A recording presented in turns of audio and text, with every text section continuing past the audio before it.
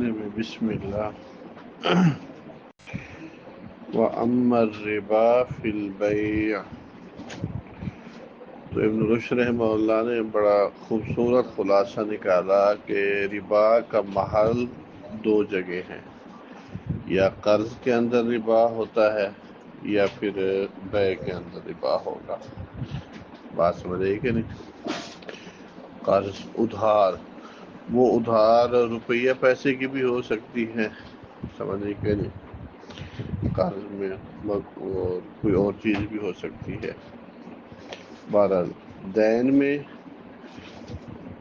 وَأَمَّا الرِّبَا فِي الْبَيْعِ، دوسرا محل ربا کا بیع ہے، لین دین، خرید و فروخت۔ بیع میں جو ربا ہے، علماء کا اتفاق اس بات پر اس کی دو قسمیں ہیں۔ ایک ہے ربا النسیہ اور ایک ہے تفاضل، یعنی ربا الفضل۔ تو ربا النسیہ، نسیہ اور تفاضل، اس میں یہ ہے جو نسیہ ہے کہ ادھار، نسیہ کا معنی لفظ معنی تاخیر یعنی ادھار۔ تو یہ صورت یہ ہے کہ جو اموال ربویہ ہیں تو ان کا باہمی اگر تبادلہ ہوتا ہے اور جنس واحد ہے، واحد ہو، ایک ہی جنس ہے، یعنی کھجور کا کھجور کے ساتھ ہے یا کھجور کا گندم کے ساتھ ہے، جنس واحد ہو یا جنس مختلف ہو، تو نقد ضروری ہے۔ نقد کیا ہے؟ ضروری ہے۔ نسیہ یہ درست نہیں ہے۔ بات سمجھیے کہ اور تفاضل، ربا الفضل جسے کہتے ہیں، یہ ایک ہی یہ اس وقت ہوگا جب ایک ہی جنس کا اسی جنس کے ساتھ تبادلہ ہو، یعنی صنف واحد میں، صنف واحد میں کھجور کا کھجور کے ساتھ تبادلہ ہے، ٹھیک ہے، تو اس میں صاف ظاہر ہے کھجور کا کھجور کے ساتھ تبادلہ ہو رہا ہے تو اس میں یقیناً کوالٹی کا فرق ہوگا، یا پھر تازہ اور خشک کا فرق ہوگا، ورنہ ایک ہی طرح کی کھجور کا کھجور سے تو کوئی عقل مند تبادلہ نہیں کرتا نا۔ تو جب ایک جنس کا اسی جنس کے ساتھ تبادلہ ہو رہا ہے تو کیوں ہوگا؟ یا کوالٹی کا فرق ہوگا یا رطب اور یبس کا فرق ہوگا۔ یبس خشک، یابس۔ تو دوسری قسم کیا ہے؟ ربا الفضل۔ تو یہ ہے جمہور جو ہے نا، یہ دو قسمیں بناتے ہیں ربا کی، ایک ربا النسیہ اور ایک ربا الفضل۔ جو شوافے ہے نا، صرف شوافے، وہ تین قسمیں بناتے ہیں، ایک ربا النسیہ، ایک ربا الفضل اور ایک ربا الید، اور ایک ربا الید۔ تو ربا الید جو امام شافعی نے یا شوافے نے جو قسم بنائی ہے، یہ بھی در حقیقت ربا النسیہ ہی ہے، یہ بھی در حقیقت کیا ہے؟ ربا النسیہ ہے۔ البتہ فرق تھوڑا سا یہ کرتے ہیں ربا الفضل، یہ اس میں ربا النسیہ اور ربا الید میں، کہ ربا النسیہ کے اندر تاخیر مشروط ہوتی ہے اور ربا الید کے اندر تاخیر مشروط نہیں ہوتی، بلکہ اتفاقاً ہو جاتی ہے، قدرتی طور پر ہو جاتی ہے۔ مثال کے طور پر میں جو ہے نا یہ گندم کا تبادلہ کرتا ہوں، بالفرض گندم کا تبادلہ جو کے ساتھ یا چاول کے ساتھ۔ اب اگر تو میں یہ کہتا ہوں جی مولوی جمیل صاحب کو، جی یہ گندم ہے، مولوی جمیل مجھے کہتا ہے ٹھیک ہے گندم میں آپ سے اب لیتا ہوں، لیکن چاول میں آپ کو مہینے بعد دوں گا، ہفتے بعد دوں گا۔ میں کہتا ہوں ٹھیک ہے، تو شریعت کہتے ہیں یہ ربا النسیہ ہے، ٹھیک ہے۔ اچھا، میں اس کو چاول یا گندم دیتا ہوں، یہ بھی کہتا ہے جی میں آپ کو چاول بھی دیتا ہوں، چاول دیتا ہوں، لیکن اچانک اس کو کال آتی ہے، اس نے چاول گندم پر قبضہ کر لیا تھا، اب چاول اس نے دے رہے تھے، اس کو فون آیا ایمرجنسی اور یہ چلا گیا، ٹھیک ہے نا، یا کسی بھی وجہ سے کوئی مسئلہ بنا چلا گیا، اب 2 دن بعد 3 دن بعد آتا ہے اور چاول مجھے دیتا ہے، سمجھے کہ نہیں، تو اب یہ تاخیر مشروع تو نہیں ہوئی نا، سمجھے کہ تو اتفاقاً ہوئی ہے، قدرتی طور پر ہوئی ہے، تو یہ کہلاتی ہے ربالیت، یہ کیا کہلاتے ہیں؟ ربالیت۔ نعمان جی بات سمجھ آئی کہ نہیں؟ تو جو دوسرے ہیں وہ اس کو ربالیت کو ربن نسیہ کے اندر ہی شامل کرتے ہیں۔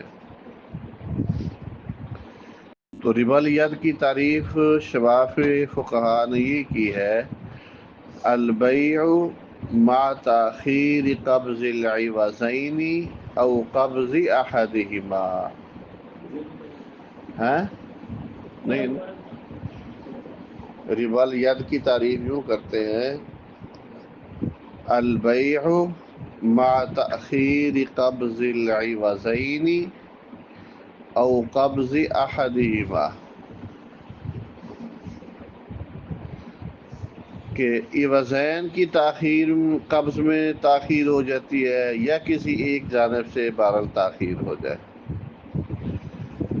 اور ربا نسیہ کی وہ یوں تعریف کرتے ہیں، کہتے ہیں ربا نسیہ میں تاخیر استحقاق القبض، تاخیر استحقاق القبض ای حالت بیع الذی یشترط فیہ الاجل ولو کان قصیرا، قصیرا قاف صاد، الذي يشترط فيه الأجل ولو كان قصيرا، کہ جس میں اجل کی تاخیر کی شرط لگائی جاتی ہے، ولو كان قصيرا، اگرچہ وہ تھوڑی مدت ہی کیوں نہ ہو، اتنی بھی ہے نا، اگر مثال کے طور پر میں آپ سے دینار نقد لے لیتا ہوں اور میں کہتا ہوں گھر سے اٹھا کے درہم یا دینار میں آپ کو دیتا ہوں، حضرت عمر نے اس کو بھی سود کہا ہے موطا میں، بھی میں نے آپ سے نقد لیے اور میں کہتا ہوں میں گھر سے ابھی آپ کو اٹھا کر دیتا ہوں، تو حضرت عمر نے کہا یہ بھی کیا ہے؟ سود ہے، بات سمجھے کہ نہیں؟ ان چیزوں کے اندر اتنا بھی وقفہ نہیں ہونا چاہیے، اسی لیے کیا ہے، اللہ ہا و ہا، ایک ہاتھ دو دوسرے ہاتھ لو، بات سمجھ رہی ہے کہ نہیں؟ گھروں میں ہم کرتے ہیں، گندم لے لیتے، کہتے بس بعد میں دے دیں گے، ٹھیک ہے، گندم دے دیتے ہیں، کہتے بس بعد اچھا یہ سارے سوال ایک بار تو نقشہ سکھاوا گیا نا، پھر اجے تو ربا دی سمجھ کوئی نہیں ہے، میں نے پتا نہیں آئی نا، پوری سمجھ نہیں آئی ربا دی، جنہ دس ہے نا ربا دا پورا خاکہ نہیں اجے تو سمجھ آیا، انشاءاللہ اگلا سبق جڑا نا، ہاں انشاءاللہ ہفتے نو نہ تو چلو ہفتے نو انشاءاللہ سمجھ آئی نا، کل تو صحیح سمجھ آنے کہ ربا ہے کہ نہیں، پھر جنہیں چھوٹے موٹے ادھر ادھر سارے سوال ہیں نا، سارے انشاءاللہ ختم ہو جائیں گے، چل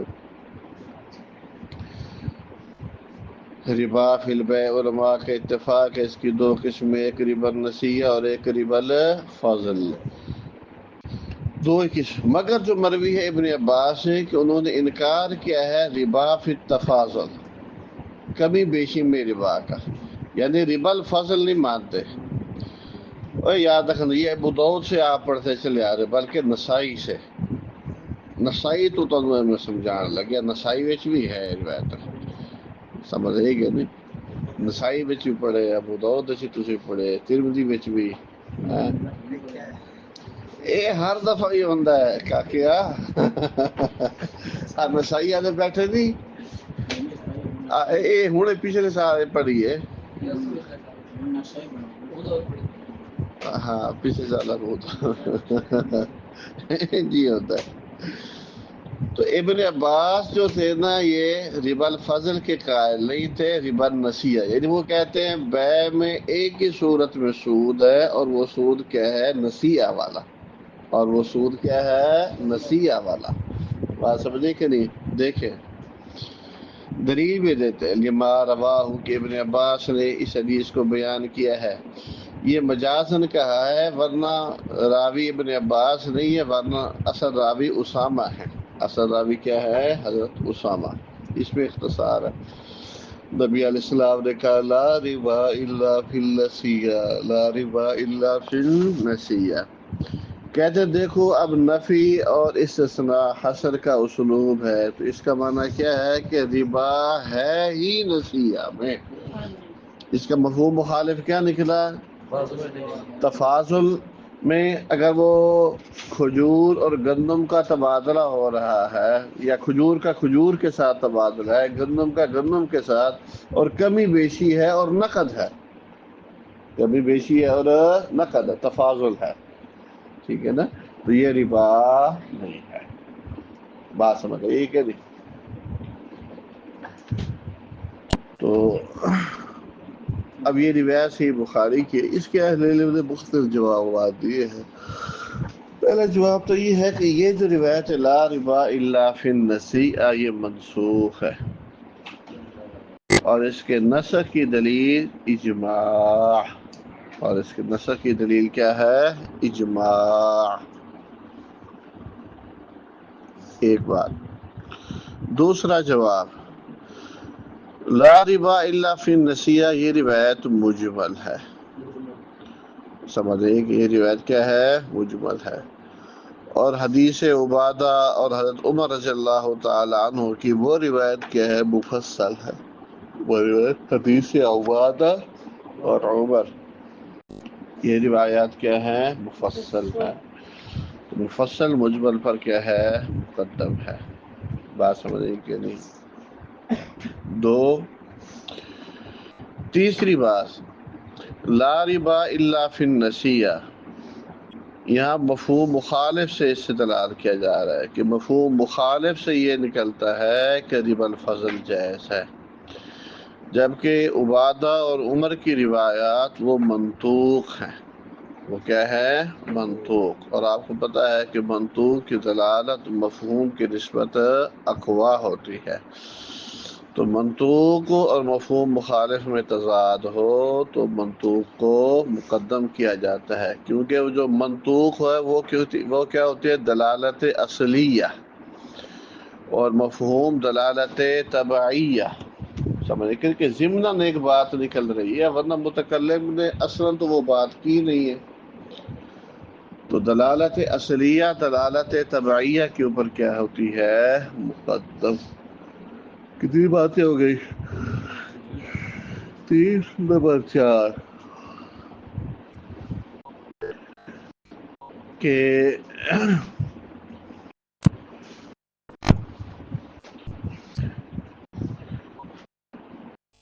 یہ روایت لا ربا الا فی النسیہ، اس کو بیان کرنے والے صحابہ وہ اصاغر ہیں، صغیر ہیں، ابن عباس اور اسامہ، ان کا شمار صغار صحابہ میں ہوتا ہے۔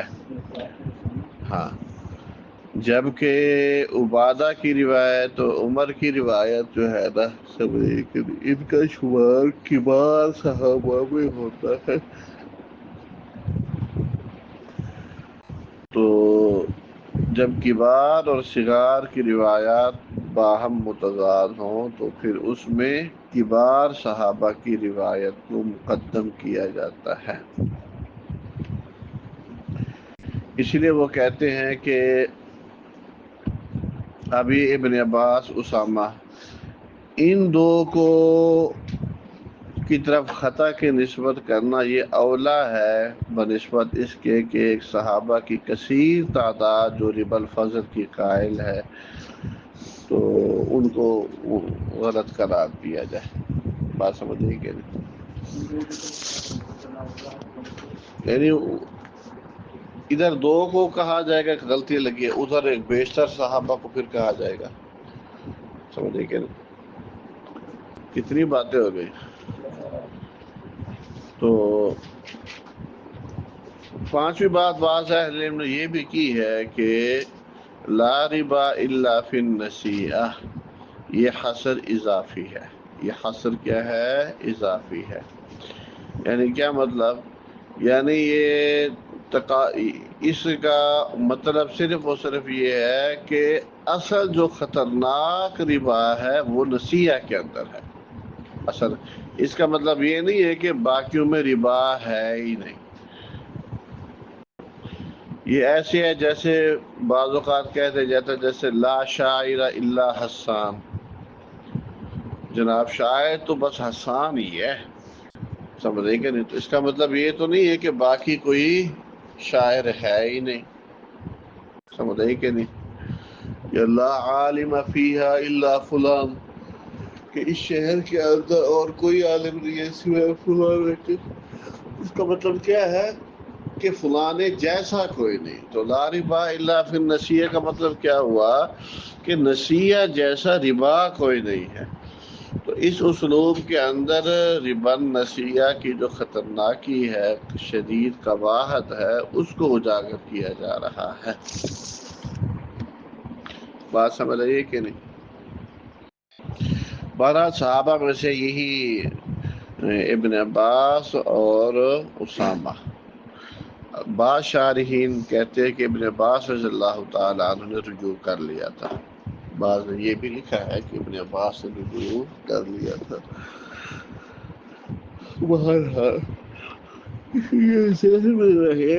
معروف موقف یہی ہے کہ ابن عباس، اسامہ، یہ حضرات ربا الفضل کو جائز سمجھتے تھے. سمجھے کہ نہیں؟ اور وہ کہتے تھے بس ربا کی ایک ہی قسم ہے اور وہ کون سی؟ ربا نسیئہ. سمجھے کہ نہیں؟ دیکھ کہتے ہوئے انما صار جمہور الفقہاء، جمہور فقہاء کا کہنا ہے کہ ربا ان دونوں قسموں میں ہے. کیوں؟ لثبوت ذالک، یعنی فضل میں بھی اور نسیہ میں بھی، کیونکہ نبی علیہ الصلوۃ والسلام سے یہ بات ثابت ہے. بات ختم. اب اگلی جو بات ہونی ہے اس کی تمہید تھوڑی سی بیان کرتے ہیں. یہ بات ختم. تو الباب الثانی کے اندر ہم نے دو چیزیں پڑھی ہیں. ربا کے اندر دو چیزیں، سمجھ آئی کہ نہیں؟ یا ایک ہی چیز آپ کہہ سکتے ہیں کہ ربا کا محل، وہ ربا یا قرض میں ہوگا یا ربا کس میں ہوگا؟ بے میں.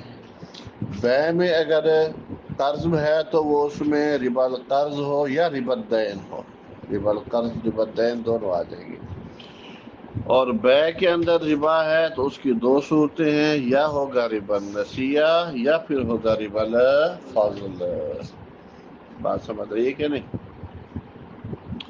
دیکھیں کہتے والکلام فی الربا، گفتگو ربا میں اب منحصر ہوگی چار فصلوں میں. پہلی فصل ہوگی ان چیزوں کے جاننے کے بارے میں جن میں نہ تفاضل جائز ہے، ولا یجوز فیہا النسا، اور نہ ان میں نسا جائز ہے. تفاضل بھی جائز نہیں ہے، نسا بھی جائز نہیں ہے. وتبیین علت ذالک، اور اس کی علت کی وضاحت بھی کہ اگر یہ ممنوع ہے تو ان کی ممانعت کی علت کیا ہے. یہ سب سے اہم بات ہے. دوسری فی معرفت الاشیاء، ان چیزوں کو جاننا جن میں تفاضل تو جائز ہے، ولا یجوز فی النسا، نسا جائز نہیں ہے. جب پہلا مسئلہ سمجھ آ جائے گا تو اگلے مسئلے خود بخود سمجھ آ جائیں گے. تیسرا مسئلہ فی معرفت ما یجوز فیہ الامران جمیعا، جس میں دونوں جائز ہیں، نسا بھی جائز ہے اور تفاضل بھی جائز ہے. چوتھا فی معرفت ما یعد صنفا واحدہ، اس چیز کو جاننا جس کو ایک صنف شمار کیا جائے گا ان چیزیں سے جن کو ایک صنف شمار نہیں کیا جائے گا. یعنی اس میں صنف کا تعین بڑا اہم ہے نا. تو کچھ چیزیں ایسی ہیں جو باہم ملتی جلتی ہیں، یعنی ان کے فوائد، ان کے منافع ملتے جلتے ہیں. تو جیسے مثال کے طور پر یہ گندم اور جو، گندم اور جو، چونکہ ان کی منافع فوائد قریب قریب ہیں تو امام مالک کہتے ہیں یہ ایک ہی صنف ہے. اب امام مالک جب ایک ہی صنف سمجھتے ہیں تو گندم اور جو اس کا اگر کوئی آپس کے اندر امام مالک کے حساب سے کوئی تبادلہ کرتا ہے تو صنف واحد ہو تو اس میں کتنی شرطیں ہوتی ہیں پھر؟ 2، نقد اور برابری۔ اب امام مالک کہیں گے کہ برابر ہونے چاہیے، لیکن دیگر فقہا کہتے ہیں کہ جو اور صنف ہے، گندم اور صنف ہے، تو دیگر فقہا کیا کہیں گے کہ ان کے باہمی تبادلوں میں نقد تو ضروری ہے، برابری ضروری نہیں ہے۔ اور بات سمجھ آئی کہ نہیں؟ اس لیے یہ بھی ایک فصل ہوگی کیا کہ کون سی چیز ایک ہی صنف میں ہے، کون سی ایک صنف میں۔ اب دیکھیں نا دالوں کی کتنی اقسام ہیں، اب گوشت ہے، گوشت کی کتنی اقسام ہیں، اب آیا کٹے کا گوشت اور مچھلی کے گوشت کا کوئی تبادلہ کرتا ہے، بات سمجھے کہ نہیں، یا پرندے کے گوشت کا کوئی تبادلہ کرتا ہے کٹے کے گوشت کے ساتھ، تو یہ اصناف واحدہ ہے، یہ اصناف واحدہ نہیں ہے، سمجھے کہ نہیں۔ حالانکہ کہنے میں تو وہ بھی گوشت ہے، وہ بھی گوشت ہے، اس لیے باقاعدہ بحث ہوگی کہ کون سی چیزیں صنف واحد میں آتی ہے، کون سی صنف واحد میں نہیں آتی۔